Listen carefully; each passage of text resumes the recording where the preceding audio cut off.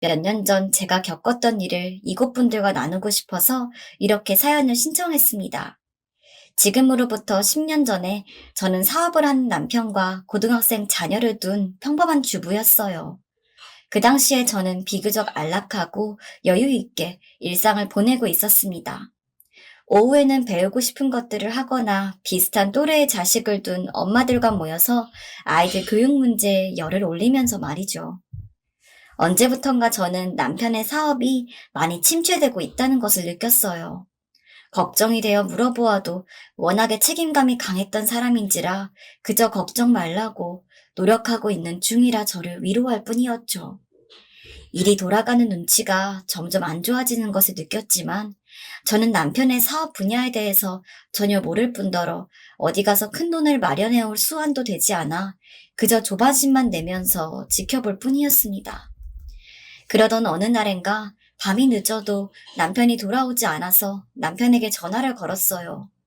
수화기 너머로 남편은 한참을 망설이더니 자기의 사업이 이제 더 어떻게 해볼 수단이 없는 지경에 이르렀다며 당분간은 채권자들을 피해 있을 테니 너무 걱정하지 말라고 자주 연락하겠다는 말만 남기곤 대답이 없었습니다.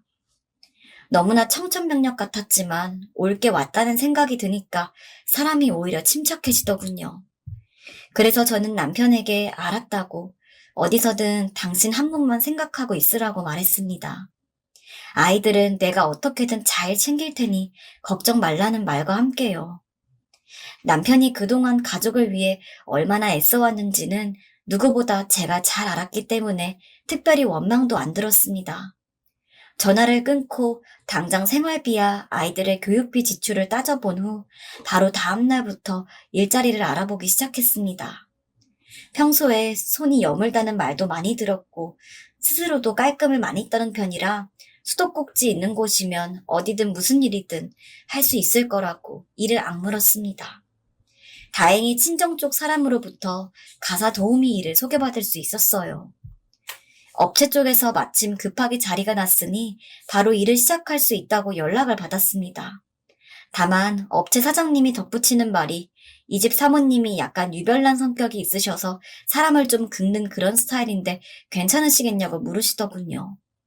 그때야 찬밥 더운 밥을 가릴 처지도 아니었겠지만 또 저도 어디 가서 성격 둥글둥글하다는 평판이 많았기 때문에 자신 있다고 말씀드렸더니 다음 날부터 바로 출근을 하면 된다고 하시더군요. 이렇게 두 군데만 하면 생활비와 아이들 교육비는 해결이 된다는 생각에 그날은 며칠 만에 안심하고 푹 잤던 것 같아요. 다음날 소개받은 주소로 가보니 제가 짐작했던 것보다 훨씬 크고 좋은 집이었어요. 흔히 말하는 뷰도 멋진 그야말로 부자 동네 부잣집이더군요. 사모님은 갸름한 미인상에 품위가 느껴지는 얼굴이었어요. 어쩐지 눈이 약간 신경질적이라는 느낌을 받긴 했지만 전체적으로는 웃는 상이었기에 고고한 느낌이 있었지요. 인사를 나누고 가볍게 이야기를 나누는데 그 특유의 표정이 평평한 인매에 한껏 도드라진 아랫입술이 어딘가 낯설지 않은 기시감이 자꾸 느껴졌습니다. 사모님도 어느 순간부터 저를 쳐다보는 눈이 유심하더니 알쏭달쏭한 눈망울로 저를 쳐다보기 시작했어요. 어느 순간 말을 멈추고 고개를 약간 뺀 채 저를 지그시 바라보더니 저기 안면이 있는 것 같은데 혹시 거기 여고 나오지 않았나요? 그 말을 저도 흠칫해서 사모님을 똑바로 쳐다보았어요. 순간 머릿속에 번쩍하고 스치는 것이 있었죠. 저 말투, 저 목소리. 맞지? 그래, 맞네. 거기 여고 1학년 6반. 반갑게 저를 쳐다보면서 씩 웃는 사모님. 순간 팔자주름을 새기며 아래턱을 쏙 빼놓는 어떻게 보면 얄밉게 한편으로는 매력적이게 보이게 만드는 저 웃음. 그 순간 저는 25년 전 여고 시절의 기억이 떠올랐습니다. 그리고 처음으로 사람이 참 잔인하다고 느끼게 했던 그 친구. 그 친구가 제 앞에서 그때처럼 웃고 있더군요. 고등학교 갓 입학했던 때 저는 전교생이 많지 않은 중학교를 나와서인지 친구가 많지 않았습니다. 그나마 같은 중학교를 나온 친구들과는 반이 갈라져서 제가 있던 반에는 친구가 한 명도 없었죠. 처음 반배정을 받았던 때에는 저와 비슷한 처지의 친구들이 많이 있었어요. 그 와중에 유독 눈에 띄게 행동했던 친구가 바로 저 친구였습니다. 전해 들은 말에 의하면 집안도 좋고 공부도 그럭저럭 잘하는 유명한 친구였어요. 실제로 제가 봐도 성격도 쾌활함을 넘어서 약간 과장되었다 싶을 정도로 떠들썩한 친구였어요. 그러나 그 친구의 문제는 유독 다른 친구들의 기를 죽이는 것을 좋아하고 성격이 좀 잔인한 면이 있었습니다. 함께 어울려 다니던 친구들도 마찬가지였습니다. 지금 생각해보면 어찌 그렇게 끼리끼리 잘 만나서 친해졌는지 모를 정도로 말이죠. 그 친구와의 첫 만남을 아직도 기억합니다. 교실 여기저기를 돌아다니며 자기와 친했던 친구들과 떠들던 그 아이. 마침 제 옆에 앉은 아이가 그 아이의 안면이 있던 친구였어요. 제 짝과 한참 이야기를 나누던 그 친구는 대뜸 저에게 어느 중학교를 나왔냐고 물어봤어요. 별로 창피할 것도 없었는데 갑자기 물어보니까 저도 모르게 우물쭈물 대답을 했던 것 같아요. 그러자 그 아이는 처음 들어본 중학교인데 어디 있는 학교냐, 어디 멀리서 전화 왔냐고 웃어댔어요. 뭐가 그렇게 우스운지 눈치를 보니까 제가 나온 중학교를 모르지도 않는 것 같더군요. 저는 화가 났지만 주변에 그 무리들이 함께 저를 쳐다보면서 짓궂게 웃어대길래 뭐라 대거리도 못했습니다. 아마 그런 식으로 처음 보는 아이들에게 간을 보면서 상대방의 수단을 살피는 게 아닌가 싶었어요. 그렇게 한 번 넘어갔더니 그 다음부터는 저를 이름으로 부르지 않고 저희 동네 이름으로 저를 불렀습니다. 시골뜨기 취급을 하는 것 같아서 화를 내자니 또 안 그런 척하면서 저만 예민한 사람이 된 것 같아서 저도 이후로 그냥 보이는 둥 마는 둥 대했습니다. 이 정도 일만 있었으면 저도 그 친구에 대해서 크게 나쁘게 생각하지 않았을 거예요. 그 친구는 자기에게 호의적이지 않거나 자기가 주도하는 질서에 따르지 않는 친구들에게는 어떤 식으로든 복수를 하는 친구였어요. 그리고 참 영악하고 어른이나 권력을 잘 이용하기도 했죠. 어쨌든 아이들이 추켜 세워줬고 공부도 잘했기 때문에 2년간을 내내 반장을 도맡아 했고 선생님들도 그 친구를 아주 좋게 봤어요. 그 시절 선생님들은 평등이나 개성 같은 것에는 관심이 없었고 그저 통솔이 잘 되는 반을 원했는데 이 아이는 그런 것을 누구보다도 잘 알고 있었습니다. 예를 들어 어떤 아이가 청소를 하다가 잠시 허리를 펴고 있으면 대뜸 다가가서 왜 열심히 하지 않았냐고 면박을 준다든가 학급 주요 일정이나 계획에서 특정 아이는 따돌린다든지 하는 식으로 자기 위주의 질서에 따르지 않으면 철저하게 배척했었죠. 자기의 허영심을 만족하기 위해서는 남의 재능을 훔치는 것도 서슴지 않았습니다. 글을 잘 쓰고 자존감이 낮은 아이에게 접근하여 글을 배우고 싶다고 하면서 그 아이의 글을 베껴 백일장에 당선된다든지 하는 건 말이죠. 나중에는 아예 당당하게 자신의 글을 써달라고 했다고 하더군요. 너 덕분에 여기까지 왔으니 이젠 네가 나를 책임지라고 하면서요. 하지만 그 아이는 단 한 번도 공식적으로 구설수에 오른 일이 없습니다. 되게 큰 일은 본인이 직접 하지 않고 자기를 따르는 아이들을 내세웠고 혹시라도 문제가 생기면 아무것도 모른다며 눈물로 변명하기 일쑤였거든요. 저는 그 친구와 2년간 같은 반이 되었지만 그 친구에게 호의적이지 않았습니다. 모두가 대놓고 말은 하지 않았지만 쉬쉬하며 그 친구의 나쁜 행동을 이야기했고 그래서 저는 그러한 일을 알고 있었기 때문에 그 친구가 곱게 보이지 않았어요. 그래서 부당한 행동에는 당당하게 맞섰습니다. 물론 그 이후에는 꼭 복수가 뒤따랐죠. 어느 날 제 체육복이 마치 벽에다 세게 문지른 것처럼 닳아있거나 제 신발에 물, 우유 등이 부어있는 건 예사였어요. 제가 정말 화가 났던 건 있지도 않은 제 스캔들을 만들어서 소문을 내고 다녔던 일입니다. 당시 저는 연합 동아리의 회장을 맡고 있었고 그래서 이웃 남학교의 회원들과도 친하게 지냈고 동아리 일로 자주 교류를 했습니다. 그러나 남자친구를 사귀거나 하지는 않았어요. 그런데 그 친구와 그 무리들은 마치 제가 여러 남자들과 관계를 맺고 다니는 소위 말해서 걸레로 소문을 내고 다니기 시작했어요. 심지어 제가 전혀 하지 않은 일을 봤다고 말하는 증인도 있다면서 저를 문란한 여학생으로 몰고 갔지요. 일일이 대꾸할 필요도 변명할 필요도 없었기에 저는 그저 아니라고만 말하며 소극적으로 대처했더니 어느 순간 후배들마저 저를 이상한 여학생으로 취급했습니다. 어느 날 참다 못해 그 친구의 무리와 크게 싸운 적도 있었어요. 하지만 그렇게 난리가 난 상황에도 그 친구는 문제의 중심에서 쏙 빠져 있더군요. 나날이 심리가 피폐해져 가고 그 친구 못지않게 우수했던 제 성적은 점차 떨어지기 시작했습니다. 지금에 와서 생각해보니 그 친구가 저를 주요 타겟으로 삼았던 것은 성적의 라이벌 관계였기 때문도 있지 않나 생각이 듭니다. 그랬던 그 친구가 다시 기억하기 싫은 2년간의 기억을 또다시 이렇게 마주하게 될 줄이야. 누가 알았을까요? 더군다나 이렇게 초라한 모습으로 마주치다니 정말 이렇게 기구한 상황이 있을까 싶었어요. 어머, 이게 어떻게 된 일이니 얘. 그나저나 넌 변한 게 하나도 없어. 그대로다 얘.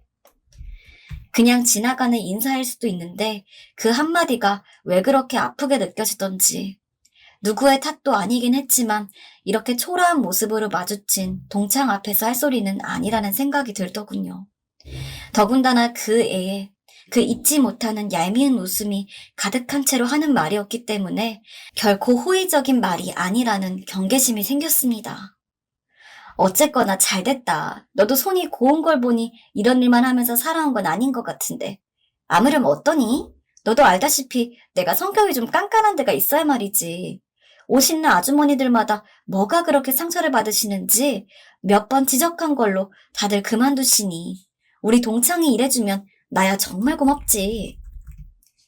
그 말을 듣는 순간 여태 경계심을 갖고 그 친구를 대했던 것이 누그러졌습니다. 왠지 제 처지에 공감하는 것 같기도 한 그 말에 그래, 저 친구를 안 본 게 벌써 20년도 더 지났는데 아무렴 철없던 그 시절 그 모습이기에 하겠냐고 그 또래 여자아이들이 또 다 그렇지 않았었냐 하는 제 기억 속의 그 친구의 모습은 그렇게 희석이 되었고 아무렴 생판 남보다 동창이 낫지 않을까 하는 기대감도 슬며시 들었습니다. 그러나 그러한 기대가 제 오판이었다는 것을 깨달은 건 일을 시작한 지 일주일 정도 후였습니다. 며칠 사이 그 친구가 좋아하는 음식이 무엇인지를 눈여겨보고 식사에 올리기 위해 재료를 사서 출근한 날이었어요. 마치 저를 기다렸다는 듯이 거실 소파에 앉아있던 그 친구는 저더러 보란 듯 옷가지를 치켜 올려 제 눈앞에다 들이밀었습니다. 이것 좀 봐요. 아니, 빨래를 구분할 자신이 없으면은 그냥 다 세탁소에다 맡겨줘요. 누가 경화시더러 억지로 다 빨래를 해달래요? 이거 함부로 세탁하면 이렇게 쭈글쭈글해지는 옷인데 이거를 생각 없이 돌리면 어떡해요? 어느새 저를 부르는 호칭이 경화씨로 바뀐 그 친구가 제 발 아래 던진 옷들은 평범한 소재의 셔츠들이었습니다. 저도 옷의 재질 정도는 구분할 줄 알고 세탁 표기도 당연히 볼 줄 알지요. 그냥 평범하게 세탁하고 건조하면 되는 옷들입니다. 그럼에도 그 옷들은 마치 의도적으로 그런 것처럼 온갖 곳이 구겨져 있었습니다. 순간 예전에 제 체육복을 일부러 엉망진창으로 만들었던 일이 생각났습니다. 기가 막혔지만 하기야 이 집 사람들 옷들 중에 어느 것 하나 평범한 것은 없었고 죄다 비싼 것들 뿐이었기 때문에 딱히 뭐라 반박할 말도 없었습니다. 그때부터 그 친구는 노골적으로 저를 괴롭히기 시작했습니다. 하루는 제가 청소를 하고 있으니 저더러 들으란 듯이 노골적으로 동창들과 통화를 하더군요. 제가 이 집에서 자신의 파출부 노릇을 하고 있다고요. 누구랑 용건이 있어서 통화를 하는 것이 아니라 무슨 동창의 소식을 알리듯 여러 친구들에게 그 이야기를 하는 겁니다. 순간 저는 장갑을 벗어던지고 거실로 나왔습니다. 저는 정당하게 노동을 하는 사람일 뿐 이런 부당한 괴롭힘을 받을 필요가 없기 때문이죠. 그 친구 말대로 저는 당시에 좋게 말해 가사 도우미, 멸칭을 하자면 파출부 일을 하고 있었습니다. 그것이 알려지는 게 부끄럽거나 억울했던 것이 아니라 굳이 그래야만 하는 그 친구의 심보가 견딜 수가 없었어요. 저는 당당하게 조곤조곤하게 제 할 말을 텄습니다. 미안한데 나와 맞지 않는 것 같다. 다른 분을 찾는 것이 좋겠다고 말이죠. 잠시 위아래로 저를 쳐다보던 그 친구는 예의 그 웃음을 지으면서 말문을 열었습니다. 얘, 너 무슨 소리니? 나는 네가 있어서 마음도 편하고 참 좋은데 집안일 맡기면서 이렇게 허물없이 대할 수 있는 사람이 얼마나 있겠어.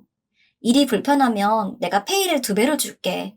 좀 힘들더라도 수고해줬으면 좋겠어. 기세 좋게 나섰지만 그 말에는 그만 꼼짝할 수가 없었습니다.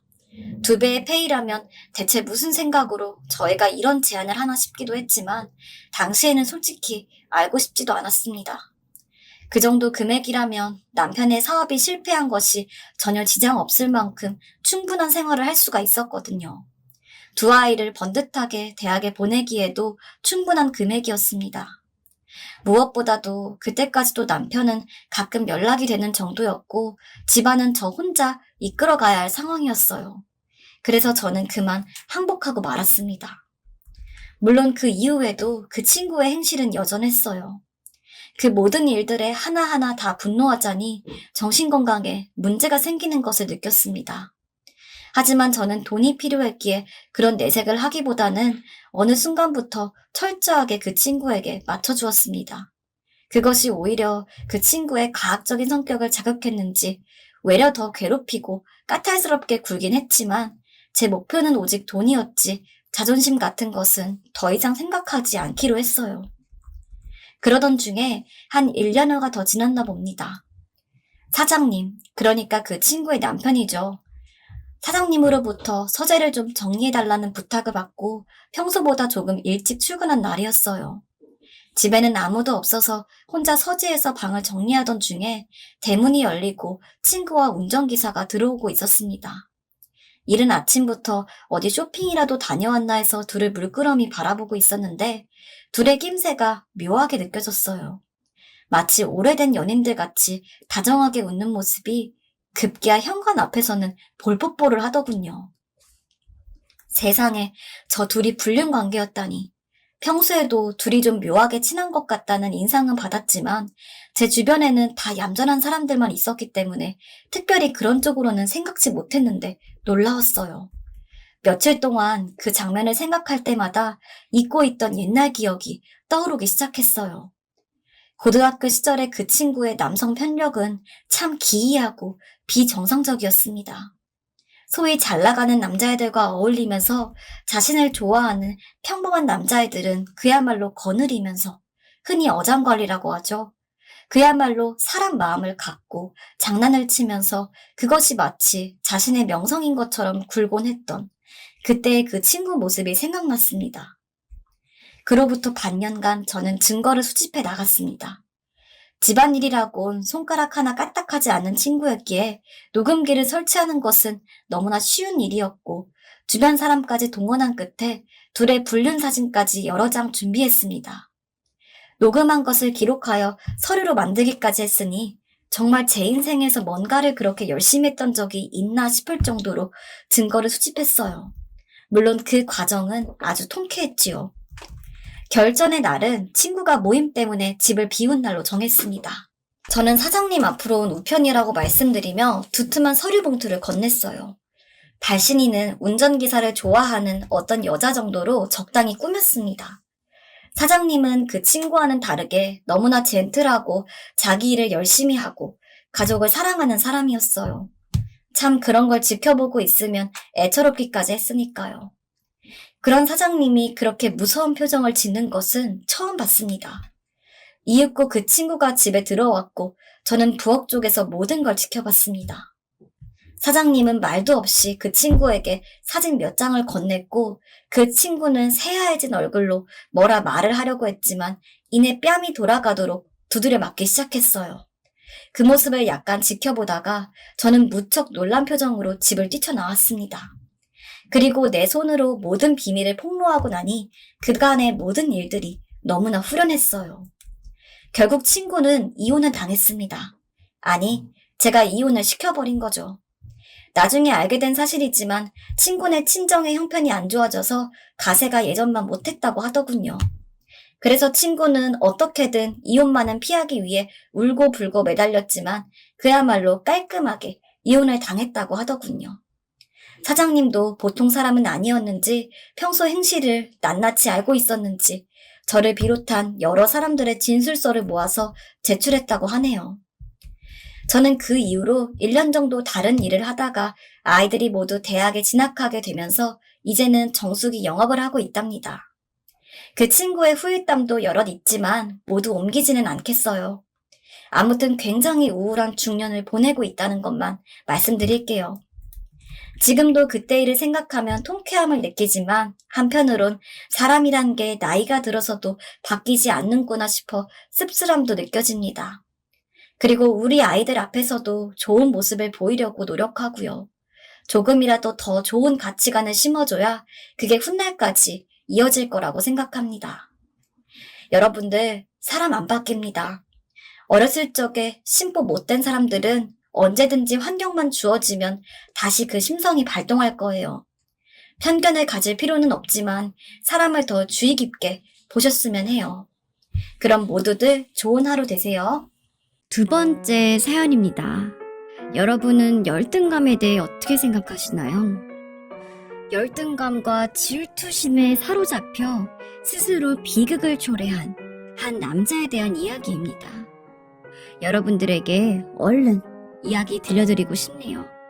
자, 그러면 두 번째 이야기로 출발하겠습니다.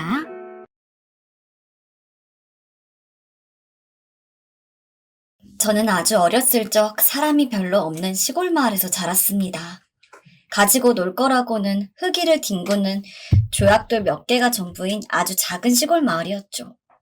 제가 살던 시골 마을은 일단 도심이라고 부를 수 있을 법한 곳으로 나가려면 버스를 최소한 30분은 타야 했습니다. 그리고 사실 나가서도 별로 볼 건 없었어요. 이렇게 좁디 좁은 시골에서 유일하게 놀거리가 있다면 바로 또래 친구들 뿐이었습니다. 제가 다니던 초등학교는 전교생이 몇십 명밖에 되지가 않아서 모든 학생들이 1학년부터 6학년까지 한 반을 쓰면서 수업을 듣게 되었는데, 그러다 보니까 자연스레 같이 학교를 다니는 모든 친구들과 친해질 수밖에 없었습니다. 같이 말뚝박기를 하고 숨바꼭질을 하는 등 몸으로 뛰어노는 게 저의 유일한 취미생활이었죠. 모든 친구들이랑 잘 지냈다고 하지만 사실 그 중에서 절친이라고 할 수 있을 만한 친구는 딱 한 명 있었습니다. 속된 말로 불알 친구라고도 하죠. 저한테 그 친구가 제 불알 친구로서 다른 친구들 중에서도 가장 많은 시간을 함께 보냈고, 보통 학교에 있을 때만 함께 놀고 시간을 보냈던 다른 친구들과는 달리 그 친구는 저랑 집도 가까웠기 때문에 등교를 같이 한 적도 많고, 혹은 학교가 끝나고 나서 저희 둘이서만 따로 논 적도 엄청 많았습니다. 그렇게 함께 보내는 시간이 많다 보니까 자연스레 제일 친한 친구라고 정이 될 수밖에 없었죠. 그렇게 별달리 특별할 것이 없는 나날을 보내던 중에 아마 제가 초등학교 5학년이 되었을 때였을 겁니다. 서울에서 엄청 예쁜 전학생이 저희 학교에 왔더라고요. 학교를 다니면서도 그렇고 다른 어른들 이야기를 들어봤을 때 원래 저희 마을에서 살던 사람이 아니라 외부에서 전학생이 온 일은 거의 없어서 저희에게는 엄청 특별했습니다. 게다가 서울에서 온 전학생이니 더 그랬죠. 저희 어렸을 때는 서울이라고 하면 완전 미지의 별세계였거든요. 달콤한 것도 많고 재밌는 것도 많다는 이유로요. 서울은 한 번도 가본 적은 없지만 앞서 말한 것처럼 서울은 시골이랑 비교할 수도 없이 맛있는 것도 많고 놀 것도 많다는 이야기를 들었기 때문에 저는 어린 마음에 내심 서울이란 곳을 굉장히 동경하고 있었습니다. 그런 저한테 대뜸 서울에서 왔다는 전학생이 나타나니까 호기심이 안 갈 수가 없었죠. 게다가 얼굴도 엄청 예뻤으니까요. 다른 친구들은 그 서울에서 온 전학생이 깍쟁이 같다면서 쉽게 다가가기 힘들어했지만 저는 전학생이 온 날부터 적극적으로 다가가서 너 서울에서 왔다며? 서울은 어때? 라는 질문을 하면서 관심을 보였습니다. 당시 제 질문에 전학생은 좀 어색한 미소를 지었지만 서울도 생각보다 별거 없어. 아마 여기서 갈 수 있는 읍내랑 비슷할 거야. 조금 크긴 하겠지만. 이라며 성심성의껏 답해줬습니다. 저는 서울에서 왔다는 그 전학생이 무척이나 마음에 들었고 언젠가부터는 다른 기존 친구들보다 그 전학생과 시간을 많이 보내려고 노력했어요. 그러다 보니까 자연스레 그 전학생을 좋아하게 되더라고요. 계속 전학생이라고 하면 어색하니까 지금부터는 이름으로 부르겠습니다. 그 전학생의 이름은 정임이었는데 솔직히 처음에 왔을 때는 굉장히 서울아이 같지 않은 촌스러운 이름을 가졌다고 생각했거든요. 근데 짝사랑을 하게 되고 나니까 그 이름만큼 예쁜 게 없더라고요. 어린 마음에 가지고 있던 서울에 대한 동경과 얼굴이 예쁜 여자아이라는 조건이 합쳐져서 그런지 짧게 끝날 거라고 생각했던 짝사랑은 제가 고등학생이 될 때까지 지속이 되었습니다. 아까 제가 다니던 초등학교는 전교생이 적기 때문에 모든 학생들이 1학년부터 6학년까지 다 같은 반을 썼다고 이야기했는데 이건 사실 중학교랑 고등학교 때도 마찬가지였어요. 중간중간 개인적인 사정으로 원래 살던 곳이 아닌 다른 마을이나 다른 도시로 떠난 친구들을 빼고는 모든 아이들이 다 같은 학교에 진학하게 되었죠. 그래서 저는 정임이랑도 계속해서 같은 반을 할 수가 있었습니다. 흔히 몸이 멀어지면 마음도 멀어진다고 하는데 그렇게 매일같이 얼굴을 맞대다 보니까 짝사랑을 멈출 수가 없더라고요. 그래서 엄청 충동적으로 하굣길 근처 개울가로 데리고 가서 고백을 했던 것 같아요. 정임아, 나 너 초등학교 때부터 좋아했다. 원래 고백 같은 거 안 하려고 했는데 이대로 가다가 네가 다른 놈이랑 사귈 것 같아서 참을 수가 없었어. 네가 싫은 게 아니라면 내일부터는 여자친구랑 남자친구로서 만나보지 않을래? 지금 생각하면 참으로 유치한 고백이었던 것 같습니다. 하지만 신기한 건 정임이가 제 고백을 받아줬다는 거겠지요. 저는 솔직히 고백을 하면서도 제 고백이 이루어질 거라는 생각은 못 해봤는데 나중에 들어보니까 정임이는 제 고백을 기다렸다고 하더라고요. 그리고 저처럼 초등학교 때부터 저한테 관심이 있다고 했었습니다. 그리고 저희는 그렇게 연애를 시작하게 됩니다. 제가 처음 정임이를 사귀었던 게 고등학교 2학년부터였으니까 그때부터 대학을 졸업할 때까지 쭉 연애를 했던 것 같아요. 저랑 정임이는 서로 관심사도 비슷했기 때문에 고등학교 때 만나서 공부를 할 때부터 같은 대학을 가기로 마음을 먹고 같이 열심히 노력을 했습니다. 그리고 아까 제가 여러 친구들 중에서도 절친이라고 생각했던 친구가 있다고 이야기했는데 그 친구 이름이 민수거든요. 민수 역시 저와 정임이와 비슷한 관심사를 가지고 있어서 저는 정임이와 사귀면서도 저희의 데이트 약속에 민수가 함께 있는 날도 많았습니다. 결국에 셋이서 대학교까지 같이 갔을 정도니까 저희의 우정도 엄청나다고 볼 수 있겠죠. 무려 초등학교 1학년부터 이어져 온 거니까요. 그렇게 대학을 졸업하고 친구로서는 거의 15년이 넘게 그리고 연인으로서는 약 10년이 다 되어 가도록 정임이와 인연을 쌓았던 저는 솔직히 제 인생에서 정임이를 제외하고 다른 여자를 만난다는 선택지는 찾아볼 수가 없었다고 해도 과언이 아닙니다. 그만큼 너무도 오래 좋아했던 사람이고 혹여 앞으로 결혼을 하더라도 이 여자만큼 좋은 사람은 못 만나겠다는 확신이 있었거든요. 그래서 취직을 하고 난 뒤 바로 결혼을 해야겠다는 마음을 먹게 됩니다. 그렇게 혼자 단단히 결혼을 마음먹고 나선 민수에게 가장 먼저 결혼 생각에 대한 이야기를 했습니다. 저는 내심 제가 정임이와 결혼하겠다는 이야기를 하면 민수가 좋아할 거라고 확신했습니다. 왜냐하면 솔직히 제가 민수 입장이라고 하더라도 곁에서 가장 오랫동안 봐온 친구들이 알콩달콩 잘 사귀다가 결혼까지 간다고 하면 두 발 벗고 축복해줄 수 있을 것 같다고 생각을 했거든요. 하지만 민수는 그러한 저의 예상과는 무척이나 다르게 굴었습니다. 정임이랑 결혼한다고? 글쎄, 정임이랑 결혼한다고 안 하는 게 좋을 텐데. 제가 정임이와 결혼하고 싶다는 이야기를 하자 민수가 가장 처음으로 꺼낸 말이었습니다. 저는 예상치 못한 답변에 어안이 벙벙해졌죠. 정임이가 왜? 너 뭐 때문에 그러는데? 제 질문에 민수는 조금 우물쭈물하는 표정이었습니다. 내가 이런 이야기하면 괜히 중간에서 너네 잘 사귀는데 이간질 하는 것 같아 모습이 좀 그렇다. 라고 하기에 저는 괜찮으니까 다 말해달라고 했어요. 제 말을 듣고 나서야 민수는 사실 정희미가 남자 관계에 있어서 소문이 안 좋아. 너는 모르는 것 같길래 그냥 이야기 안 했어. 라고 말했습니다. 솔직히 나 너도 그렇고 정희미도 그렇고 곁에서 오래 봐왔잖아. 근데 그냥 연애는 몰라도 결혼은 네가 너무 아깝다. 너 정희미랑 결혼하면 분명 후회할 거야. 가히 상상도 못한 단언과 반대였습니다. 저는 대체 무슨 소문이 도는 거냐고 정확히 알려달라고 민수에게 물었지만 민수는 그것까진 자기가 알려주는 게 조금 아닌 것 같다며 얼버무리더군요. 당시 저는 정희미만큼 사랑했던 친구가 민수였기 때문에 민수의 말을 아예 무시할 수는 없었습니다. 앞서 말한 것처럼 민수가 괜히 그런 말을 할 사람도 아니라고 생각을 했고 그렇게까지 셋이서 친구로 오래 지냈는데 결혼에 관해 부득부득 반대를 한다는 것에는 민수만의 타당한 이유가 있을 거라고 생각했거든요. 하지만 그것과 똑같이 긴 세월 동안 저는 민수만 봐온 게 아니라 정희미도 봐온 것이 있기 때문에 민수 한 명의 말로는 제가 정희미를 좋아하는 마음을 포기할 수 없었습니다. 그래서 저는 민수에게 정희미에 대해서 더 이야기하는 것을 포기하고 그냥 제멋대로 정희미에게 프로포즈를 하였어요.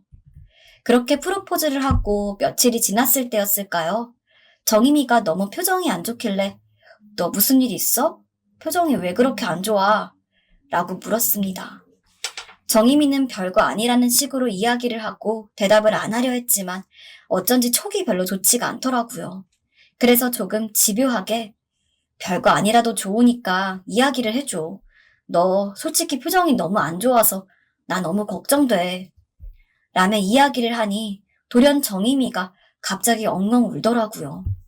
대체 뭐 때문에 이렇게까지 하나 싶어 안쓰러운 얼굴로 바라보니까 정희미의 입에서 나오는 이야기는 충격적이었습니다.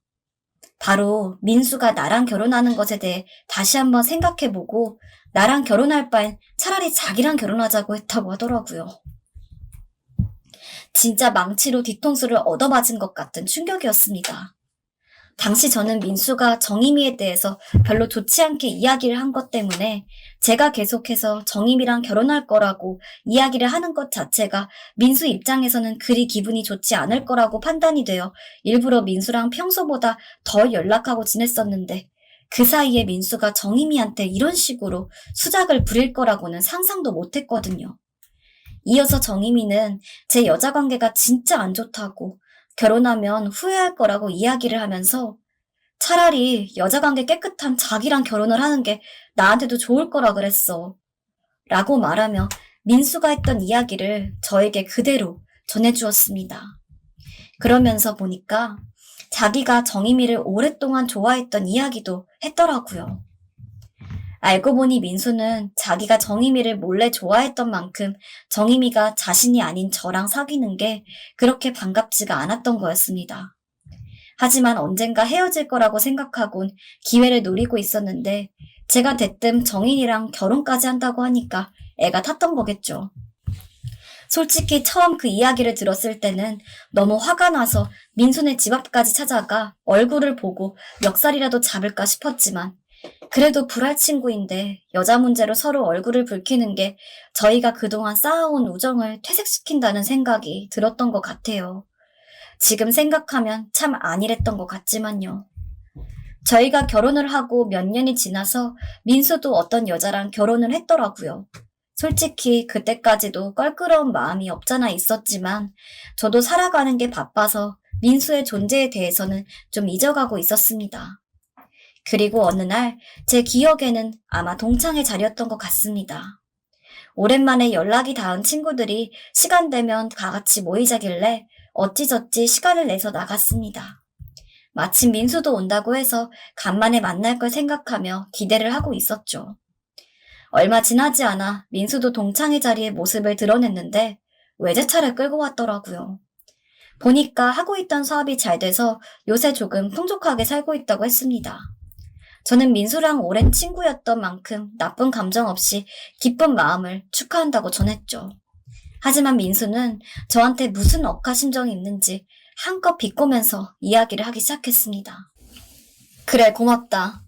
너는 아직도 그 회사 다니고 있어? 나야 똑같지 뭐.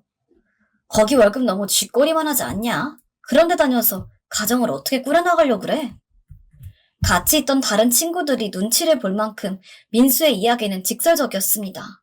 순간 기분이 나빠진 저는 강하게 반박을 했죠. 사업 성공한 너보다 풍족하게는 못 살더라도 나 동종업계 사람들 중에서 따지고 보면 월급 절대 적지 않게 받는 편이야. 네가 걱정 안 해도 내 가정은 내가 알아서 잘 꾸려나가고 있으니까 그렇게 무례하게 굴지 않아도 될 것 같다. 만나기 전까지는 정말 기대를 많이 했는데 얼굴 보자마자 불쾌한 대화를 하고 나니 그냥 다시 얼굴 안 보던 때로 돌아가고 싶었습니다. 저는 그래도 본인 생각해서 저와 정희미가 결혼을 앞두었을 때 서로 모르게 이간질했던 거 다 잊고 예전처럼 잘 지내보려고 했는데 민수는 별로 그런 걸 원하는 것 같지가 않아서요. 그렇게 애써 말싸움이 마무리 지어지나 싶었지만 민수는 틈만 나면 저를 깎아내리는 말을 하면서 제 신경을 긁으려고 했고 몇 번은 못 들은 척했으나 계속 민수가 저를 공격하려 드는 게 너무 화가 나서 저도 언성을 키우다 보니 결국 말싸움이 주먹 다짐으로 번지려고 했습니다. 하지만 동창회 왔던 친구들이 극구 말려서 다행히 말로 싸우는 정도로만 끝났죠. 제일 친했다고 생각했던 친구랑 그렇게 안 좋게 끝을 보니까 동창회고 뭐고 다 꼴보기 싫어졌습니다. 그래서 몇 년간은 동창회 이야기가 나와도 민수가 올까봐 안 가고 그랬고 다른 친구들이 개인적으로 만난다고 저보고 나오라고 하는 것도 죄다 무시했습니다. 하지만 친구들이 이제 그만 서로 화해하라면서 계속해서 저를 졸라가지고 하는 수 없이 다시 동창회에 나가서 민수 얼굴을 보게 되었는데 서로 쌓인 앙금을 이야기하다 보니 아주 예전만큼 친하지는 않더라도 이제 그럭저럭 친구라고는 부를 수 있을 만한 정도로 화해를 했습니다. 그렇게 별다른 일 없이 지내다가 저에게 무척이나 큰 사건이 하나 일어나게 됩니다. 바로 아내인 정희미가 중풍으로 쓰러진 것이죠. 아내는 말 그대로 생사를 오가는 상황이었습니다. 병원에서는 언제 죽을지 모르니 마음의 준비를 하라고 했고 저는 매일매일 불안한 마음으로 병문안을 가서 아내의 차도를 살피고 하루라도 더 버텨주기를 기도했던 것 같습니다. 다행히도 저희가 아직 헤어질 시기는 아니었는지 아내는 무사히 깨어날 수 있었습니다. 하지만 몸의 반쪽이 마비가 된 상태였죠. 재활을 하면 나아질 수 있다고 했으나 당신은 정말 청천벽력 같은 이야기였습니다. 저도 저지만 아내가 이 시기를 견딜 수가 있을지 너무 걱정이 되더라고요. 제 소식을 들은 친구들은 시간이 될 때마다 병문안을 와서 위로의 말도 건네주고 선물을 주기도 했습니다. 그리고 민수 역시 제 아내의 병문안을 왔어요. 저는 내심 민수에게 고마웠습니다.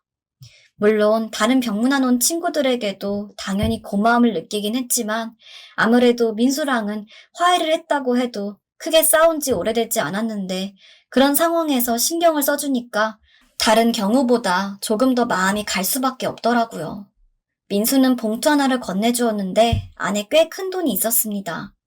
저는 고맙다고 이야기를 했는데 민수는 잠들어 있는 아내를 슬쩍 보더니 봐봐, 내가 뭐라고 했어? 너 이 결혼 하게 되면 분명 후회한다고 했잖아. 정임이 저게 뭐니? 아이고, 멍청한 놈. 그러게 내 말 들었으면 자다가 떡이라도 하나 더 생겼을 텐데. 라 말하더군요. 그 말을 듣는 순간 전 민수가 건네주었던 돈 봉투를 바닥에 패대기 치고 민수 녀석 얼굴을 한 대 때렸습니다. 아내는 가정을 위해서 무척이나 헌신하던 사람이었고 지금까지 함께 살면서 제가 힘들어할 때마다 옆에서 언제나 다정하게 위로를 해주었고 그런 저는 아내가 있었기 때문에 지금까지 잘 버텨온 거였거든요. 근데 아무것도 모르는 놈이 그런 이야기를 하니까 화가 머리 끝까지 치솟았습니다. 저에게 잔뜩 화를 내며 민수가 병원을 떠나고 저는 서럽고 분한 마음에 사로잡혀 한참을 씩씩댔습니다. 내가 저 녀석보다 돈이 없다고 이렇게 무시를 당하는 건가 해서요. 그래서 그날 저녁 병원 근처 편의점에서 술을 사서 마신 상태로 다른 동창한테 전화를 걸었습니다.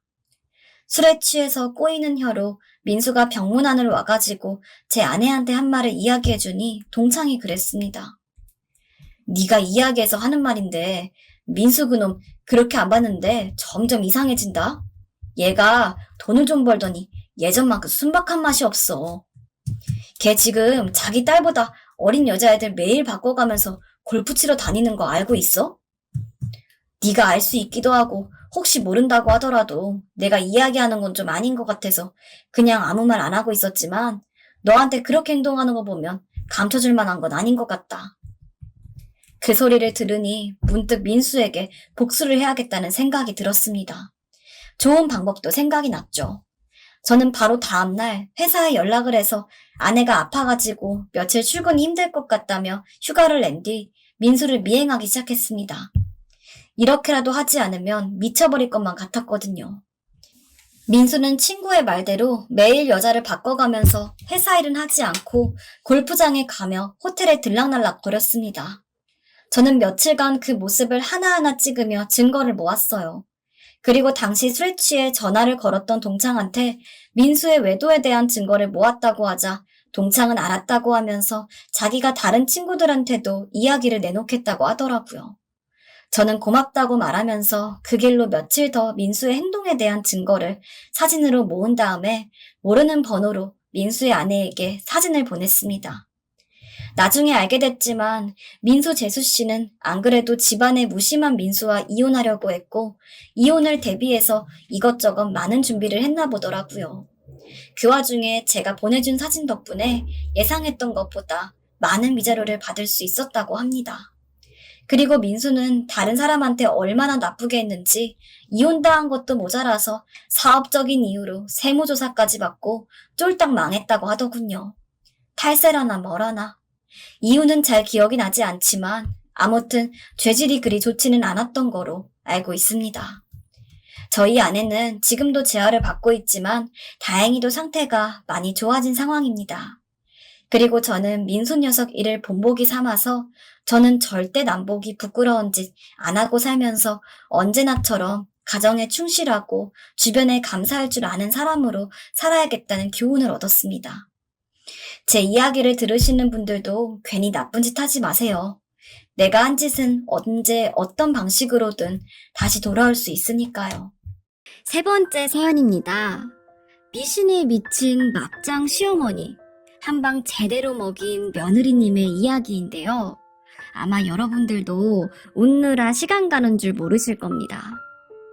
기가 막히고 재밌는 이야기 2편 남았으니 자리 뜨지 마시고 계속 함께 해주세요. 안녕하세요. 요새 코로나 때문에 살기 팍팍하고 웃을 일도 없는데 저희 시어머니 이야기를 들려드리려고 이렇게 사연을 적어봅니다. 아마 들으시는 분들 모두 저희 시어머니가 어떤 행동을 하셨는지 듣고 나면 어이가 없어서 헛웃음이라도 지을 만한 이야기라고 장담해요. 우선 시어머니 이야기를 하기 전에 짧게나마 저와 남편의 이야기를 해야겠죠. 저랑 남편은 약 4년 정도 연애를 했습니다. 동갑내기 친구로 오래 지냈었는데 어쩌다 보니 연애 감정이 생겨서 정신 차리고 보니까 연애를 하고 있더라고요. 근데 연애를 해도 하도 우정으로서 지낸 시간이 길어서 그런지 저희는 별로 달라질 게 없었습니다. 하지만 그래서 더 편하게 사귈 수 있었던 것 같아요. 사실 저는 새로운 사람이랑 처음부터 하나하나 알아가는 과정이 너무 불편하고 힘들어서 연애를 멀리하고 있었거든요. 근데 이미 저한테 익숙한 사람이랑 사귀다 보니까 딱히 알아가야 할 점도 많이 없고 서로 배려하는 것도 쉽더라고요. 솔직히 불타는 사람까지는 아니었지만 애초부터 냄비처럼 확 끓었다가 확 식는 감정을 좋아하지 않는 저로선 화롯불처럼 큰 기복 없이 은은하게 이어지는 남편과의 관계가 무척이나 마음에 들었습니다. 저희는 결혼 전 프로포즈조차도 참으로 무덤덤했어요. 그냥 어느 날과 같이 데이트를 하고 밥을 먹고 있는데 남편이 먼저 우리 결혼이나 할까? 라고 해서 그래 결혼하자 하고 답한 게 끝이었거든요. 지금 생각하면 무심하기 그지없는 프로포즈이지만 알이 큰 반지에 층수 높은 레스토랑에서 스테이크 썰면서 무릎 꿇고 하는 청혼보다 더 마음에 들었으니 저도 참 묻으라고는 쥐뿔에 쓰려고 해도 찾아볼 수가 없긴 하죠. 아무튼 그렇게 프로포즈 아닌 프로포즈를 받고 저희는 본격적으로 양가 부모님에게 인사를 드리기 위해서 준비를 합니다. 저희 부모님은 예전부터 제가 남편을 만나는 걸 좋아했기 때문에 쉽게 허락해 주실 것 같아서 제가 먼저 우리 부모님부터 뵈러 가자고 했고 남편 역시 흔쾌히 받아들였어요. 약속을 잡은 주말 남편은 저희 아빠가 좋아하는 홍삼에 저희 엄마가 좋아하는 한우까지 양손에 하나씩 들고 왔고 미리 남편을 맞을 준비를 하고 있던 부모님은 더없이 환하게 남편을 환대했습니다.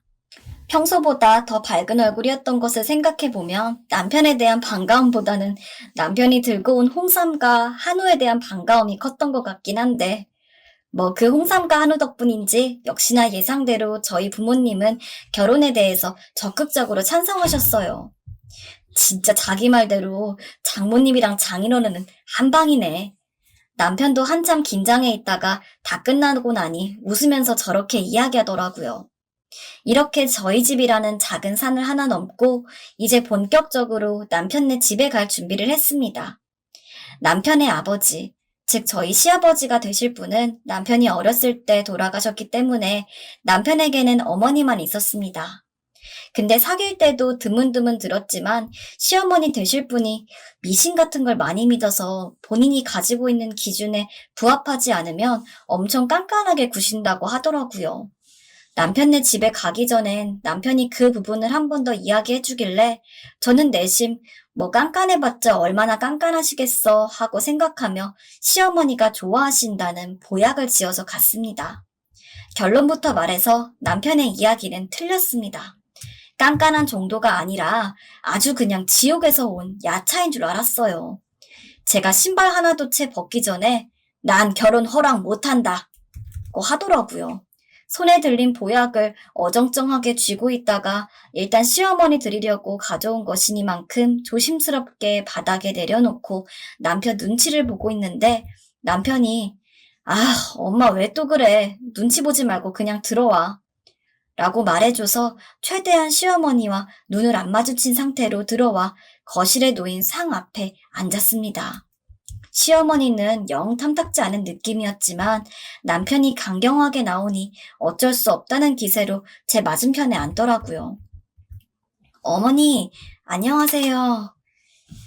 일단 어떻게든 허락을 받으러 온 만큼 아까 시어머니의 말은 못 들은 척 최대한 웃으면서 인사를 했더니 시어머니는 대꾸도 하지 않고 그냥 저를 여기저기 훑어보듯 바라보았습니다.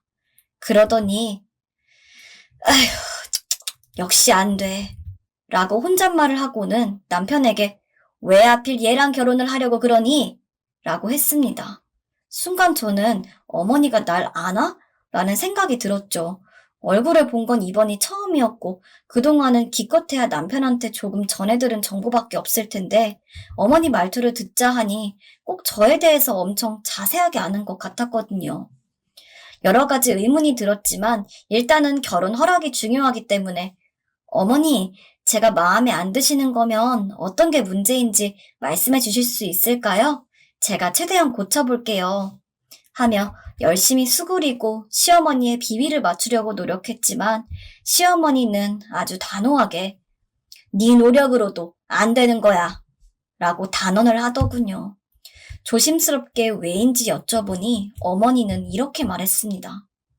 내 얼마 전에 점을 보러 갔는데 내 아들이랑 궁합이 안 맞아. 그냥 안 맞는 정도면 말을 안 하지. 기가 세서 남편 잡아먹을 쌍이라는데 그런 애랑 어떻게 내 아들을 결혼시키니? 들어보니 시어머니는 남편이 결혼할 사람을 데려온다니까 점집에 가서 저와 남편의 궁합이 어떤지 본 모양이에요. 근데 점집에서 저랑 남편의 궁합이 엄청 안 좋은 데다가 제가 기가 엄청 세가지고 남편이 저 때문에 기도 못 펴고 살 확률이 높다는 이야기를 듣곤 절대 결혼 허락 못하겠다고 마음을 다잡으신 거였죠. 시어머니가 너무 단호하게 나오시니까 저는 대체 어떻게 해야 할지 몰라서 우물쭈물 있었습니다. 무슨 말을 해도 점이 그렇게 나왔다니 제 이야기는 들을 것 같지도 않더라고요.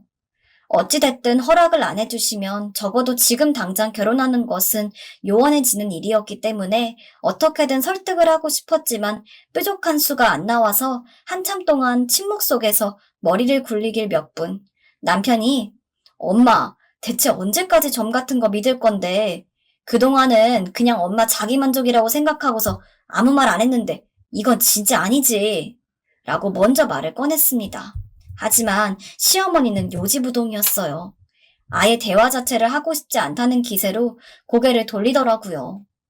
한숨을 쉰 남편이 저보고 일단 오늘은 일어나자. 그리고 이거 보약 다시 챙겨가. 안 줘도 되니까. 하며 제 손에 다시 보약을 들려주고는 집에 데려다 주겠다며 밖을 나섰습니다. 기분이 조금 안 좋아져서 남편 손을 잡고 걷는 중에도 우울한 얼굴을 지으니까 남편은 자기가 다 알아서 할 테니 일단 기다리고 있으라고 다음에 다시 한번 들리자면서 저를 달래주었습니다. 그렇게 한 일주일 정도 지난 뒤 남편이 전화를 걸더니 저한테 설득했어. 이번에는 너한테 그런 이야기 안 하실 테니까 다시 인사드리자. 라고 해서 불이 나게 제일 예쁜 옷을 차려입고 남편의 집으로 향했습니다. 들어가니 확실히 시어머니는 태도가 많이 누그러진 상황이었어요. 저는 내심 어떻게 남편이 시어머니를 설득했는지 궁금했는데 제 궁금증은 바로 이어진 시어머니의 말로 해소가 되었습니다. 따로 신혼집 안 구하고 우리 집에서 산다고 했으니 허락해 주는 거다. 조금이라도 이상한 낌새 보이면 내 어떻게든 쫓아낼 테니 처신 잘해라 아가. 남편은 시어머니가 하도 불안해하니까 그러면 시댁에서 함께 사는 조건으로 결혼에 대한 허락을 받은 거였죠.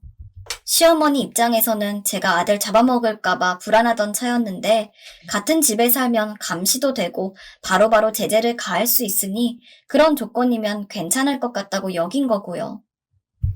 저는 시어머니랑 같이 살고 싶지 않다는 게 솔직한 심정이었으나 또 가만히 생각해보니 그냥 저를 지켜보는 정도라면 크게 문제가 될 것 같지도 않아서 그래, 어쨌든 결혼하게 됐으니까 라고 저를 위로하며 최대한 긍정적인 미래를 그렸습니다.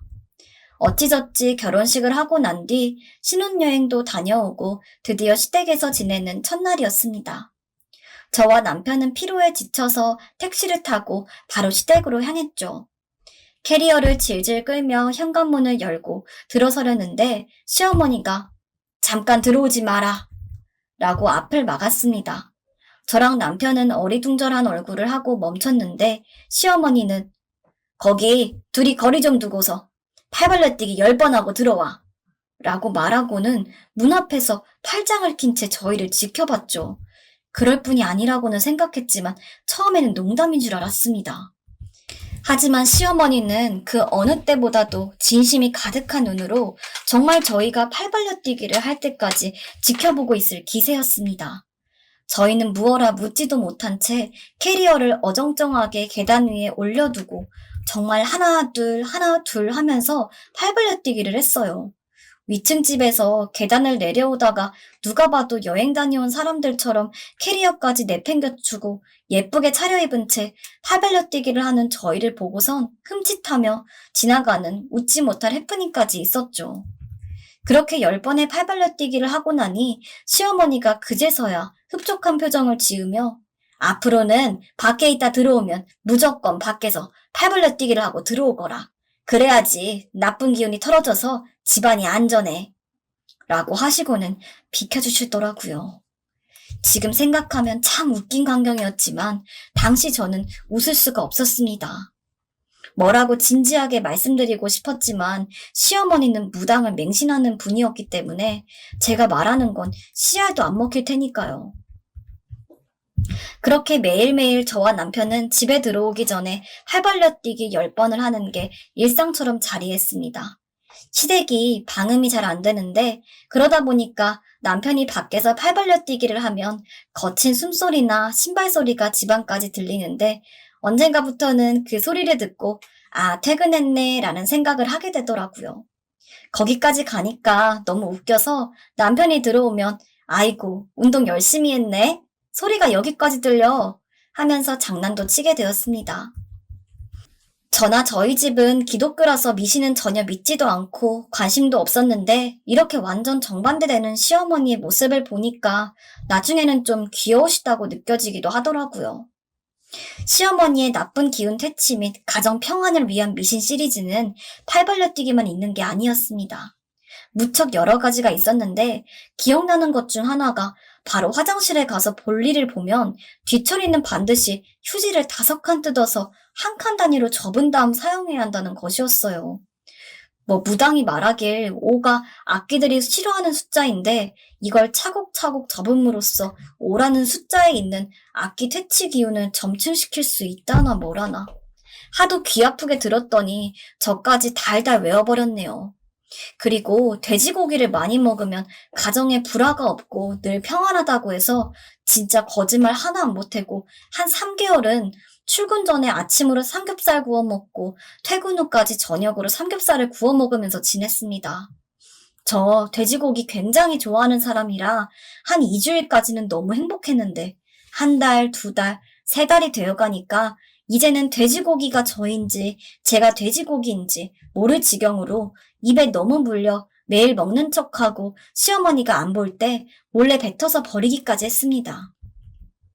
그래도 여기까지는 그냥저냥 참을만 했습니다. 제가 결정적으로 시어머니에 대해서 이거 조금 심한 거 아닌가라고 생각하게 된 계기가 있었어요. 바로 저의 임신과 관련된 이야기죠. 저희는 결혼 직후부터 아이를 가지려고 노력은 했는데 뭐 때문인지 아이가 바로 생기지는 않았어요. 사실 임신에 아주 목을 매지는 않았기 때문에 그렇게까지 철저하게 노력했다고는 말하기 힘들겠지만요. 아무튼 시어머니도 저희한테 매일같이 아이 이야기를 하다가 어느 날부터는 놀라울 정도로 아이 이야기를 안 꺼내더니 갑자기 무당에게 다녀온다고 말을 했습니다. 시어머니가 점을 보러 간다고 하면 대부분 저희와 관련된 이야기였기에 저는 심히 불안해졌지만 그렇다고 제가 시어머니에게 가지 말라고 막을 수도 없는 노릇이니 울며 겨자 먹기로 잘 다녀오세요 어머니 하고 인사를 해드렸어요. 그리고 그날 저녁 시어머니는 평소보다 조금 늦게 귀가했습니다. 내 무당한테 가서 임신에 대해 물어봤다. 100% 임신되는 방법을 알아왔으니 나만 믿으렴. 이번 주말에 나랑 갈 데가 있으니 약속 잡지 말아라. 대체 이번에는 또 어떤 기상천외한 미신인지 가슴이 설렐 정도여서 시어머니가 말씀하신 주말까지 잠도 설쳤습니다. 시어머니와 약속한 날 시어머니는 밤 11시쯤 돼서야 저와 남편에게 얼른 가자. 거리가 좀 있으니 운전해야 한다. 면서 불이 나게 준비를 하셨습니다. 저와 남편도 얼레벌레 옷을 입고 차를 타서 시어머니가 말씀해주신 방향으로 차를 몰고 갔죠. 한 30분쯤 지났을까요? 목적지에 도착해서 내리니까 엄청 음산한 공동묘지였습니다. 저는 미신은 안 믿어도 귀신은 조금 믿는지라 무서워가지고 남편 팔만 붙잡고 있었는데 시어머니는 대뜸 저보고 옷 다 벗고 속옷만 입거라 라는 정말 말도 안 되는 이야기를 했습니다. 당시가 겨울이었거든요. 그것도 한창 최고의 추위를 자랑해서 매일 뉴스마다 한파 특보가 나오던 시기였어요. 저희가 공동묘지에 갔던 그날도 엄청 꽁꽁 싸매고 갔는데도 불구하고 손이며 발이며 온통 얼 것 같아 죽을 지경이었는데 갑자기 속옷만 입으라니 당최 이해가 안 가 아무 말도 못하고 시어머니만 빤히 바라보고 있자니 속옷만 입은 상태로 이 공동묘지를 3바퀴만 뛰면 바로 임신한다더라. 내가 특별히 너희 생각해서 큰돈 주고 알아온 거니까 얼른 하렴. 며느리만 뛰면 된댔으니까 너도 그냥 들어와도 된다. 라고 말씀하시더니 시어머니는 차에 들어가 앉았습니다. 그동안 시어머니가 강요한 미신은 애교라고 생각이 될 정도로 저는 너무 충격적이었어요. 남편도 참다가 화가 났는지 그게 무슨 말도 안 되는 소리냐. 무당이 죽으라면 죽을 거냐. 눈도 안 녹은 한겨울에 어떻게 발가벗고 공동묘지를 뛰냐면서 시어머니에게 강하게 이야기했지만 시어머니는 꼼짝도 안 하더라고요. 그렇게 저희는 그 추운 날 훌렁훌렁 옷을 벗고 뜀박질을 시작했어요. 참 놀라웠던 거는 그 달밤에 공동묘지 조깅을 하고 나서 실제로 2달 뒤에 저는 진짜로 임신을 했습니다. 물론 저는 이 임신이 절대 그날의 덕택은 아니라고 생각하지만 시어머니는 그러게 내가 뭐라고 했어. 무조건 된다고 했지? 라면서 엄청 기뻐 보이는 얼굴이었어요. 허나 시어머니의 행보는 거기서 그치지 않았습니다. 어느 날은 갑자기 굴을 먹어야 영재의 머리를 가진 아이가 나온다며 굴을 먹으라고 하더라고요. 하지만 저는 굴 알레르기가 있었습니다. 알레르기가 심한 편이라서 굴을 먹으면 숨쉬기도 힘들 정도라 제가 굴은 알레르기가 너무 심해서 먹기 힘들 것 같아요. 라고 이야기했지만 시어머니는 계속 굴을 먹을 것을 종용하더라고요.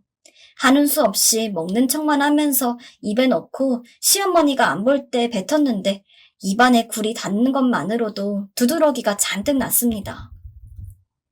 미신 믿다가 생명의 위협을 느낄 거라고는 꿈에도 생각 못한 저는 이대로 가다간 시어머니가 점점 저한테 무리한 요구들을 해올 것 같아 특단의 조치를 취해야겠다고 다짐했습니다. 남편을 시어머니에게 첩보 요원으로 보낸 뒤 얼마 지나지 않아 남편이 메신저로 시어머니의 단골 점집 주소를 보냈고 저는 잠시 친구랑 만난다는 핑계로 밖을 나가 은행에 들려서 돈 1,000만 원을 찾아 바로 점집까지 택시를 타고 갔습니다. 저는 들어가자마자 다짜고짜 돈 봉투를 건네면서 저희 시어머니 사진을 보여줬어요. 제가 입은 며느리인데요, 무당님.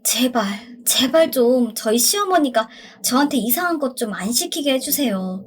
지금까지 해온 일들 때문에 저한테 있는 나쁜 기운 다 빠졌는데 대신 시어머니한테 아군이 옮겨갔다는 이야기하면서 이제 저한테는 아무것도 시키면 안 되고 지금부터는 시어머니가 아군을 떼기 위해서 팔 벌려 뛰기도 하고 공동묘지도 뛰어야 한다고 말씀해 주시면 안 될까요? 무당은 얼떨떨한 표정이었지만 돈봉투를 받고선 알겠다며 고개를 끄덕였습니다. 저는 알터니가 빠진 얼굴로 개운하게 집에 들어왔고 며칠간 시어머니의 눈치를 봤죠. 그리고 딱 3일 정도 뒤 시어머니가 조심스럽게 방에 있던 저를 부르더니 아가, 그때 그 공동묘지 다시 한번 가야 할 것 같은데 지금 괜찮니? 라고 하시더라고요. 저는 어머니 당연히 되죠 하면서 누워있던 남편도 불러 여보, 어머니랑 같이 그때 그 공동묘지 좀 같이 가자. 운전 부탁해. 하며 유유자적한 얼굴로 차를 타고 공동묘지로 향했습니다. 처음 갔을 때는 음산하기 그지없더니 그때랑은 처지가 달라 그런지 공동묘지가 아주 꽃동산처럼 보일 지경이었어요. 공동묘지에 도착하자 시어머니는 머뭇머뭇하더니 속옷만 입은 채 팔발려 뛰기를 하고 그때 저와 남편처럼 공동묘지 몇 바퀴를 뱅글뱅글 돌았습니다.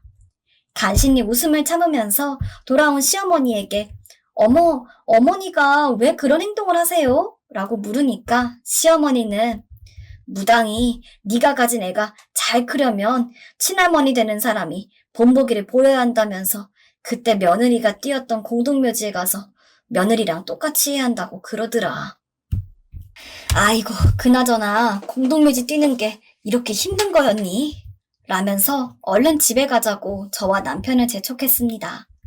그 뒤로는 어떻게 됐냐고요? 저한테 잔소리도 일절 안 하고 매일같이 하던 팔발려 뛰기도 안 시키고 돼지고기도 제가 먹고 싶을 때만 먹을 수 있게 되었으며 화장실 휴지도 이제는 마음껏 풀어서 쓸 수 있습니다. 그리고 시어머니는 아직도 그 모든 미신을 철저히 지키고 있죠. 뭔가를 믿는 건 어떤 면에서는 좋은 일이라고 볼 수 있지만 저희 시어머니처럼 얼토당토 않는 이야기까지 맹목적으로 믿으시는 분들은 없길 바랄게요. 결국 우리 인생은 무당이나 신이 점지해주는 대로 이루어지는 것이 아니라 우리가 스스로 살아가는 거니까요. 지금까지 이야기를 들어주셔서 감사합니다. 날이 더워지니 다들 더위 조심하세요. 마지막 사연 정말 안타까운 사연이 아닐 수가 없는데요. 집착과 의심이 무서운 결과를 불러온 한편의 공포영화 같은 이야기네요. 정말 이 일을 어찌하면 좋을까요? 여러분들의 소중한 의견을 많이 나누어주세요. 자, 그럼 시작해보겠습니다. 안녕하세요. 결혼한 40대 남성입니다. 최근 들어 아내와 큰 문제가 생겼는데 과연 제가 옳은 선택을 한 건지 잘 모르겠어요. 제 이야기를 들으셨다면 어떤 의견이라도 좋으니 제가 지금처럼 하면 될지 혹은 틀렸다면 앞으로 어떤 방향으로 대처해야 할지 알려주시면 감사하겠습니다. 저는 어릴 적 시골에서 살았습니다. 시골에서 살다 보니 자연스럽게 동네 사는 친구들이랑은 모두 친하게 지냈어요. 특히 그 중에서도 제 절친은 상철이 그리고 정희라는 친구였습니다. 상철이와 정희는 제 옆집에 살고 있었는데 학교도 같은 반이어서 매일 등하교도 같이 하고 학교가 끝나고 나면 개울가에 물고기를 잡으러 가는 등 저와 가장 오랜 시간을 보낸 친구들이에요. 상철이와 정희 그리고 저의 우정은 아주 어렸을 때뿐만 아니라 고등학교, 대학교에 가서도 지속이 되었습니다. 고등학교까지는 같은 학교를 나왔고 대학교는 아쉽게도 갈라졌지만 셋 다 서울에 있는 대학에 진학했기 때문에 시간을 내서 만나는 게 어렵지 않았거든요. 시간이 지나면서 새로운 친구들을 많이 사귀기도 했지만 상철이와 정희만큼 오래 알고 지낸 친구도 없어서 저희는 곧잘 셋이 노는 일도 굉장히 많았습니다. 그렇게 언제까지고 우정을 이어갈 것 같던 어느 날 상철이가 저한테 전화를 하더라고요. 상철아, 무슨 일이냐? 하고 전화를 받으니 상철이는 나 정이랑 어제부터 사귀기로 했다. 라면서 돌연 연애 사실을 고백하는 겁니다. 정말 깜짝 놀랐던 것 같아요. 둘은 연인보다는 투닥투닥 싸우는 모습이 강한지라 그냥 딱 그 나이 때 소꿉친구가 더 잘 어울렸는데 저 모르는 새 서로 좋아하는 마음을 키워서 사귀고 있다니까 괜히 배신감이 들더라고요. 하지만 정말 아끼는 친구들인 만큼 둘이 사귀는 게 보기 좋았던 것도 사실이기에 너무너무 축하한다고 하면서 만약에 너네 결혼식 하게 되면 내가 꼭 축가 불러줄게. 라며 너스레도 떨었습니다. 상철이와 정희가 사귀기 시작하고 나서도 둘은 특별한 데이트 날이 아니면 늘 저에게 연락해서 나오라고 했습니다. 당시 둘이 사귀는 동안 저는 여자친구가 없기도 했고 아무래도 셋이서 오래 놀다가 둘만 따로 놀려니까 어색했나 봐요. 그때마다 저는 나 괜찮으니까 너네 둘이 데이트 좀 여러 번 해라. 라고 했지만 둘은 굳이 안 그래도 이미 질릴 만큼 보고 있다며 아주 깨가 쏟아지는 반응을 보였던 기억이 납니다. 그렇게 둘이 5년 정도 사귀었을 쯤 저는 지금의 아내와 연애를 하게 되었습니다. 그리고 동시에 상철이와 정희는 결혼을 준비하게 되었어요. 친구로서도 오래 지냈고 연인으로서도 오래 지낸 뒤에 결혼을 하는 두 친구의 모습을 보니 제가 다 뿌듯했습니다. 이렇게 말하면 조금 오버일 수도 있지만 하도 어릴 때부터 봤던 친구들이라 그런지 꼭 제가 키워서 장가 시집 보내는 느낌이 들더라고요. 물론 둘한테 이 이야기를 했더니 말도 안 되는 소리 하지 말라며 등짝을 맞았지만요. 그렇게 둘이 결혼하는 날 저는 이전에 반 정도는 농담처럼 약속했던 대로 둘을 위한 축가를 연습해서 불러주고 축의금 역시 두둑하게 넣어주었습니다. 그리고 당시 차가 없던 상철이와 정희를 위해 제 차를 몰고 신혼여행을 잘 다녀오라는 마음으로 공항까지 데려다 주었죠. 둘이 너무 돈독하게 잘 지낸 만큼 결혼해서도 아무 문제 없이 잘 살기를 바라면서요. 그리고 3년 뒤 상철이와 정희를 따라서 이번에는 제가 결혼식을 올리게 되었습니다. 둘은 누가 부부 아니랄까봐 제 결혼식에서 듀엣곡으로 축가를 불러주더라고요. 그 사이에 둘은 아기도 낳아서 축가를 부르는 내내 애를 안고 있었는데 제 결혼식인데도 불구하고 둘의 모습이 괜히 눈물이 날 정도로 좋더라고요. 하지만 너무 기쁜 일만 있어서 하늘이 시기를 한 걸까요? 제가 결혼을 한 지 2년쯤 되었을 때 오랜만에 정희에게서 전화가 왔습니다. 저희는 그때 당시 하던 일이 바빠서 따로 시간을 내 만나기도 힘들었고 말 그대로 각자 먹고 살기가 바빠 꽤 오랜 시간 연락을 제대로 못했거든요. 그런 와중에 온 정희의 연락이었던지라 저는 내심 반가워하면서 정희야, 오랜만이다. 잘 지내고 있어? 라면서 안부를 물었습니다. 하지만 정희는 그동안 한 번도 들어본 적이 없는 우는 소리를 내면서 저에게 이야기했습니다. 상철이가 죽었어. 무슨 정신이었는지 기억도 나지 않습니다. 그 이야기를 듣자마자 아무 말도 못한 채 전화를 끊고 바로 검은 정장을 꺼내어 허겁지겁 갈아입었죠. 무슨 일이냐는 아내의 말에 친한 친구가 죽어서 지금 장례식장에 가봐야 할 것 같다고 이야기하니까 아내가 당신 친한 친구면 나도 같이 갈게 라면서 함께 준비를 하더라고요. 그래서 아내와 함께 정희가 알려준 장례식장으로 향했습니다. 다행스럽게도 장례식장은 그리 멀지 않았습니다. 엘리베이터 문이 열리자마자 사람들이 뒤엉켜 울고 있는 소리가 엄청 크게 들리더라고요. 솔직히 주차를 할 때까지만 해도 이게 진짜 있는 일일까? 정말 상철이가 죽은 걸까? 라면서 조금 실감이 안 나는 느낌이었는데 명복을 비는 화한 그리고 여러 사람들의 울음소리를 들으니 그제야 조금씩 실감이 나는 느낌이었습니다. 제가 문을 열고 들어가자 파리하게 질린 정희가 절 맞아주었고 이윽고 조금 걸으니 상철이의 영정사진이 보였습니다. 환하게 웃고 있는 그 얼굴을 보니 그때 저는 비로소 상철이가 세상을 떠났음을 인정했던 것 같습니다. 저는 그 자리에서 바로 주저앉아 가슴이 사무치도록 엉엉 울었어요. 이렇게 예상치도 못하게 헤어질 일이 생길 거라고는 상상도 못했으니까요. 제가 한참 동안 울고 일어나자 제 옆에서 가만히 상철의 영정사진만을 바라보던 정희는 결국 눈물을 참지 못하고 저에게 기대서 상철이 어떡해, 나 상철이 없으면 못 사는데 라면서 오열했습니다. 정희가 우는 모습을 보니 간신히 멈췄던 울음이 다시 한번 쏟아질 것 같았지만 저까지 울면 정말로 정희를 위로할 사람이 없을 것 같아서 괜찮아. 상철이 착한 놈이니까 좋은 데 갔을 거야. 하늘에서도 너랑 딸 지켜보면서 잘 되게 도와줄 거고 라면서 어떻게든 정의를 달래려 했습니다. 그렇게 상철이가 죽고 나니 한동안은 저도 일이 손에 안 잡혀서 굉장히 힘들었습니다. 뭘 해도 상철이 생각이 나고 더불어서 상철이만큼 친한 친구인 정희가 아픔을 딛고 잘 지낼까 걱정이 되었죠. 하지만 일부러 정희와 연락을 하지는 않았습니다. 상철이와 셋이서 오랜 친구였기에 괜히 제가 연락을 해서 대화를 하면 떠난 상철이 생각이 나서 힘들어할까 봐요. 저도 상철이를 잃은 슬픔을 달래며 어떻게든 일에 몰두하고 있었는데 장례식장에 다녀온 이후부터 아내의 행동이 굉장히 이상했습니다. 원래 같았으면 제가 일을 하고 늦게 들어온다고 해도 알았다며 조심히 있다 오라는 말만 하고 그랬는데 그때 이후부터는 제가 늦게 들어온다고 하면 누구랑 만나? 혹시 그때 그 죽은 친구 와이프 말하는 거야? 라면서 엄청 예민하게 굴더라고요. 저는 도무지 이해가 가지 않았습니다. 제가 늦게 들어온다고 하는 거는 보통 야근 때문이었고 혹시 친구를 만나서 늦는 거라면 미리 오늘 누구누구 만나 술 한잔하고 오느라 늦게 들어올 거라고 이야기를 해주는 편이었거든요.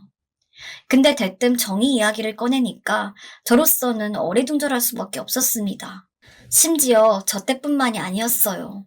잠깐 마트를 다녀오는 것조차도 어디 가나면서 꼬치꼬치 캐묻고 혹시 여자 만나는 거 아니냐면서 엄청 의심을 하더라고요. 몇 번은 당연히 참았습니다. 하지만 날이 갈수록 아내의 근거 없는 의심은 더욱 강해졌습니다. 그런 패턴이 계속되니까 너무 지치고 저도 화가 나더라고요. 그래서 아니라고 강하게 이야기하면서 대체 왜 그러냐고 대놓고 물었습니다. 그랬더니 아내는 장례식 날 정희가 저한테 기대서 우는 걸 꼬투리 잡더라고요. 어느 집 여자가 안에 있는 남자한테 그렇게 기대서 울어? 그게 꼬시려는 거 아니면 무슨 의미인데? 그리고 자기는 그걸 왜 받아줘? 저는 순간 할 말을 잃었습니다. 제가 정이랑 아예 모르는 사이도 아니고 죽은 상철이랑 똑같은 시기에 알아 똑같은 친하게 지내온 좋은 친구 중 한 명인데 겨우 잠깐 슬픔을 못 이겨 저한테 기대서 온 게 뭐 저렇게 의심할 건덕지로서 자리할 수 있다는 생각 자체를 저는 못했거든요. 설사 아예 남이라고 해도 죽은 친구의 와이프라는 이유만으로도 저는 위로해줄 수 있다고 생각했는데 남도 아니고 제일 친한 친구 중 한 명이 슬퍼해서 그걸 위로해준 걸 이해를 못하는 게 정상인가요?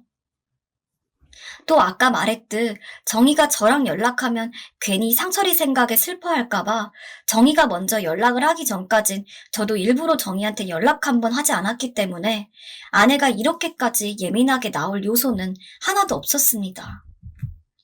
내가 이전에 이야기했지만 상철이뿐만 아니라 정희도 나랑 어렸을 때부터 알고 지내온 소꿉친구야.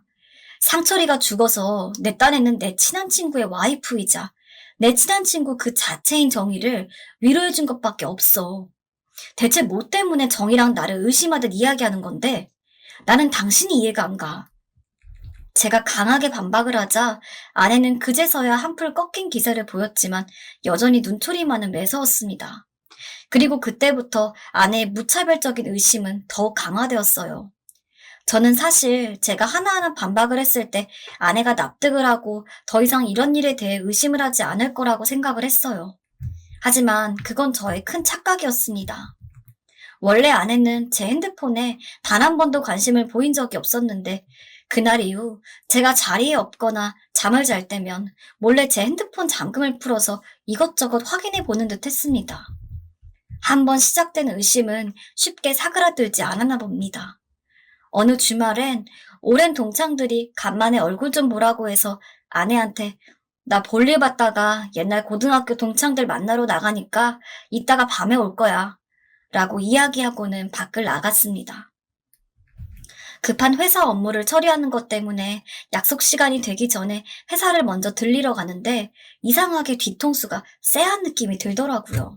자꾸 누군가 쫓아오는 것 같은 분위기도 느껴졌고요. 도저히 안 되겠다 싶어서 불시에 뒤를 돌아가지고 시선이 느껴지는 방향으로 빠르게 걸음을 옮기니까 세상에 그 자리에는 아내가 있었습니다. 여보, 여기서 대체 뭐해? 허탈하고 어이가 없어서 아내를 보며 그렇게 물으니까 아내는 당신이 다른 여자 만날까봐 뒤쫓아왔어 라고 하더라고요. 숨길 생각도 없어 보이는 그 모습에 그때 처음으로 아내의 의심이 무서웠던 것 같습니다. 그 외에도 거래처 사람이랑 연락을 하는데 목소리가 여자면 옆에서 다 들리게 어떤 년이랑 통화하는 거야? 라고 욕을 하는 등 점점 아내는 제가 감당하기 힘든 행동만 계속했죠. 그러지 말라고 타일러도 보고 화도 내보았지만 달라지는 게 없었습니다. 병원을 가야 하나 싶었지만 일단 아직까지는 너무 과민하게 반응하는 것 같아서 좀 더 대화를 많이 해본다면 아내가 의심을 버리고 다시 저를 받아줄 수 있을 거라고 생각했어요.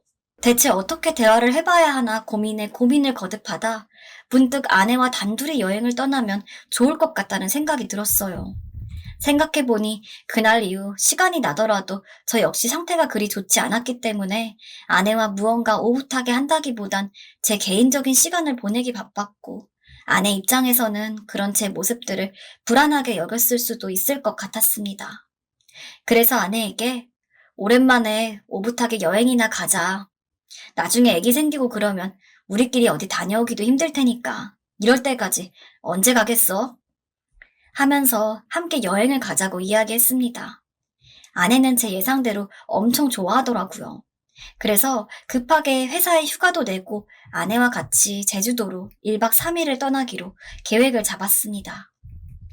첫날은 정말 더할 나위 없이 최고였어요. 아내는 간만에 무척이나 기뻐 보이더라고요. 그 모습을 보니 저희 사이도 더 좋아질 거라는 확신이 생겼습니다. 하지만 두 번째 날 회사에서 갑작스러운 연락이 왔습니다. 애초에 미리 계획을 세워두었던 여행이 아니라 아내와의 문제로 인해서 갑작스레 잡았던 여행이다 보니 연차를 조금 급하게 낸 감이 없지 않아 있었는데 그 과정에서 당장 급한 수정 부분이 생겨가지고 저한테 연락이 왔던 거였습니다. 그래서 저는 아내한테 잠시 일 때문에 프론트 가서 노트북 빌려올게. 자기 여기 있을래? 아니면 나갔다 올래? 라고 물으니까 아내는 나 혼자도 괜찮으니까 밖에 구경하고 올게 하면서 옷을 챙겨 입고 나가더라고요. 그래서 저는 안심하고 프론트에서 손님용 노트북을 들여온 뒤 다시 객실로 돌아와 일을 했습니다. 틈틈이 회사에서 오는 연락을 받으며 열심히 일을 한 지 한 3시간쯤 지났을까요? 아내가 나갔으니 분명 저만 있어야 하는 방인데 어디서 밭은 숨소리가 났습니다. 처음에는 잘 못 들은 줄 알았는데 계속해서 귀를 기울이니 확실히 숨소리더라고요.